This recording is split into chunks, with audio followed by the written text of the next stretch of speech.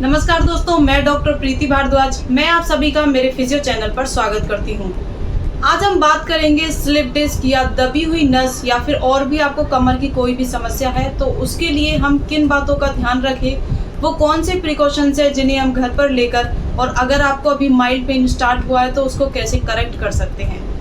इसमें आपको बताया जाएगा कि फिजियोथेरेपी ट्रीटमेंट लेने के बाद आपको किस तरीके से घर पर अपने आप को सही रखने की कोशिश करनी है, यानी कि वो क्या तरीके हैं, क्या प्रिकॉशंस हैं जिन्हें फॉलो करके हम कोशिश करें कि वापस से हमें वो कमर का दर्द ना आए, यानी कि वो बैक पेन फिर से आपको स्टार्ट ना हो और आपका पोस्चर भी करेक्ट रहे, आपकी मसल की स्ट्रेंथनिंग बनी रहे। और वो क्या टिप्स हैं जिन्हें फॉलो करके हम अपने बैक को यानी कि अपनी स्पाइन को ठीक रख सकते हैं। तो इस वीडियो में जो आपको 4 टिप्स दी जाएंगी उनको आपको एक्सप्लेन किया जाएगा, आपको समझाया जाएगा कि किस तरीके से आपको उन्हें डेली रूटीन में यानी कि अपनी लाइफ में चेंज करना है, उनको फॉलो करना है। तो वीडियो को लास्ट तक जरूर देखें और अगर आप हमारे चैनल पर पहली बार आए हैं तो वीडियो को लाइक करें, चैनल को सब्सक्राइब करें और बेल आइकन को प्रेस करना ना भूलें ताकि ऐसी इन्फॉर्मेटिव और यूजफुल वीडियो का अलर्ट हमेशा आप तक पहुँच सके। तो हमने अक्सर पेशेंट को देखा है कि जैसे ही उनका ट्रीटमेंट खत्म होता है, यानी कि फिजियोथेरेपी ट्रीटमेंट उन्होंने ले लिया, उसके ट्रीटमेंट खत्म होने के बाद ये बहुत ज़्यादा लापरवाह हो जाते हैं। वो अपनी स्पाइन का, अपनी बैक का ध्यान रखना भूल जाते हैं और घर पर फिर से वही विगरस एक्टिविटी, वही हैवी वेट लिफ्ट करना, इस तरह की एक्टिविटी करना स्टार्ट कर देते हैं। तो चलिए अब बात करते हैं फर्स्ट प्रिकॉशन के बारे में, यानी कि फर्स्ट क्या प्रिकॉशन है जिसे फॉलो करके हम अपनी बैक को ठीक रख सकते हैं।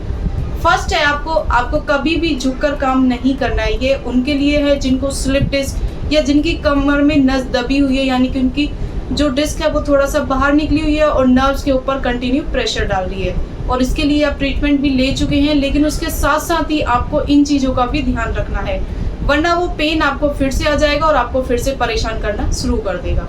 तो इसमें क्या करना है, आपको इस तरह से झुक के हैवी वेट को नहीं उठाना है। ये आपके लिए सबसे फर्स्ट एंड इम्पोर्टेंट प्रिकॉशन है। इससे आपको बचना है, आपको कोशिश करनी है कि आप इस तरह की एक्टिविटी बिल्कुल ना करें, क्योंकि एक तरफ आप फिजियोथेरेपी ट्रीटमेंट ले रहे हैं, दूसरी तरफ इन चीज़ों को करेंगे तो फिर वो डिस्क अच्छी तरह से हील नहीं हो पाएगी। हम उसके पेन के लेवल को कम करेंगे और आप उस तरह से हैवी वेट लिफ्ट करके या झुक कर या अपनी स्पाइन को सीधा नहीं रखकर तो उसके ऊपर फिर से आप प्रेशर डाल देंगे, स्ट्रेस डाल देंगे, तो क्या होगा, फिर से आपको जो नर्व पेन है वो स्टार्ट हो जाएगा। तो चलिए अब बात करते हैं सेकंड प्रिकॉशन के बारे में। सेकंड प्रिकॉशन में आपको क्या करना है, आपको अपने पोस्चर का, अपनी मसल्स का बहुत ज़्यादा ध्यान रखना है, यानी कि आपका ट्रीटमेंट हो चुका है। अब आपको क्या करना है, आपको अपनी मसल की स्ट्रेंथनिंग के लिए काम करना है। आपकी बैक की मसल्स इतनी मजबूत हो कि उनके ऊपर किसी भी चीज़ का इम्पैक्ट ना पड़े, जैसे कि आपका पोस्चर करेक्ट रहे। तो पोस्चर करेक्ट रखने के लिए सबसे ज़्यादा ज़रूरी है मसल्स, और आपकी मसल की स्ट्रेंथनिंग बनी रहेगी तो वो बैक पेन वापस आने से उसे रोकती है, यानी कि फिर आप इजीली भी किसी भी काम को कर पाते हैं। अक्सर आपने देखा होगा जैसे ही आपको हल्का सा बैक में पेन आता है, फिर क्या करते हैं, आप अपने पोस्चर को थोड़ा एडजस्ट करके उसको कंपनसेट करने की कोशिश करते हैं, यानी कि आप ट्राई करते हैं कि अगर इस पोस्चर में वो पेन आपको फील नहीं हो रहा है तो आप फिर घर में इसी तरीके से चलना शुरू कर देते हैं। लेकिन इसकी वजह से आपको क्या होता है, आप ध्यान नहीं देते हैं, धीरे धीरे वो आपकी पूरी स्पाइन को कवर कर लेती है और जो आपका स्पाइन का कर्वेचर है वो पूरा खराब हो जाता है। तो अगर पेन आपको फील हो रहा है, यह एक सिम्टम है, आपकी बॉडी साइन कर रही है कि आपको कोई प्रॉब्लम है, तो फिर आपको किसी फिजियोथेरेपिस्ट या डॉक्टर से कंसल्ट करके उसके पेन को ठीक करना है। पेन एक सिम्टम है, आपको रूट कोज तक जाकर उसे ट्रीट करना है, अपनी बॉडी से उसे एडजस्ट नहीं करना है। अगर पेन को इग्नोर करोगे तो वो धीरे धीरे आपकी स्पाइन को खराब कर देगी। जैसे ही आपका पेन ठीक हो तो उसके साथ फिर आपको एक्सरसाइज करनी स्टार्ट कर देनी है। चलिए अब बात करते हैं थर्ड प्रिकॉशन के बारे में। थर्ड हमारा प्रिकॉशन है, यानी कि अगर आपको किसी भी तरीके का पेन है, यानी कि अगर आपको पैर में दर्द जा रहा है, जैसे आप इमेजिन कर लीजिए, फिर लोग क्या सोचते हैं कि उन्हें sciatica स्टार्ट हो गया है या फिर उनको और भी कोई दिक्कत है, उनकी नस दबी हो सकती है। तो आप खुद से इमेजिन ना करें, अपना अच्छे से पहले डायग्नोस कराएं और उसके अकॉर्डिंग ही अपना ट्रीटमेंट लेना स्टार्ट करें।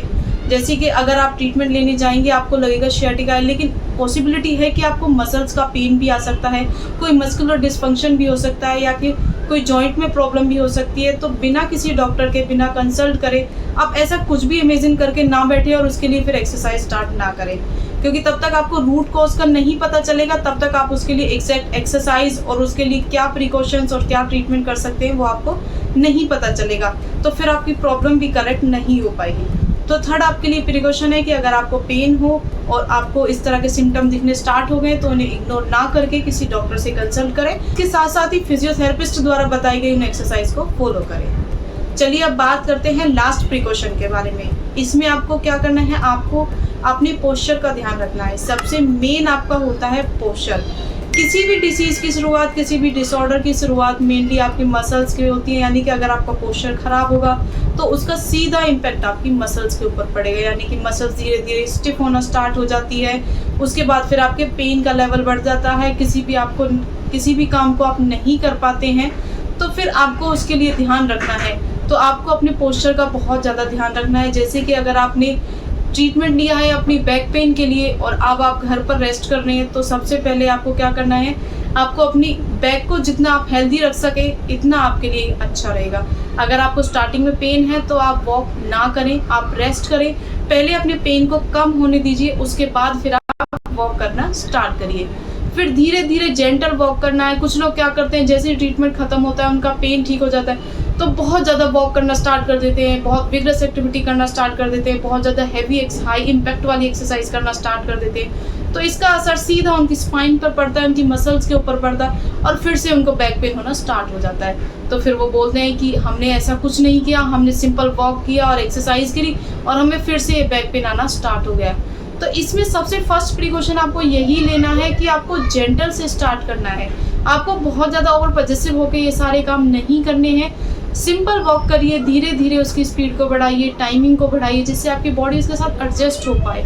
आपको बहुत ज़्यादा प्रेशर उसके ऊपर नहीं डालना है। ईजिली आपको सारे काम करने हैं।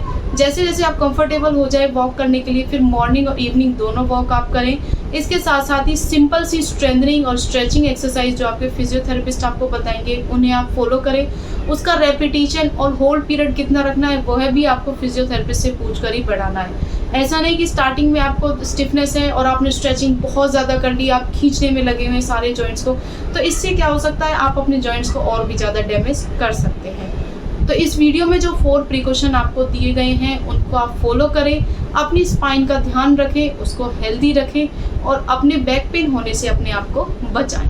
तो इस वीडियो में जो आपको टिप्स दी गई है इन्हें फॉलो करें और वीडियो को ज़्यादा से ज़्यादा शेयर करें, ताकि सभी लोग जो इस प्रोफेशन में यानी कि जो सिटिंग का जॉब करते हैं वह भी अपने पोस्चर का ध्यान रखें, या फिर जो महिलाएं घर में काम करती हैं वह भी अपने पोस्चर का ध्यान रखें, अपनी स्पाइन को हेल्दी रखें। तो वीडियो को ज़्यादा से ज़्यादा शेयर करें and thank you for watching this video.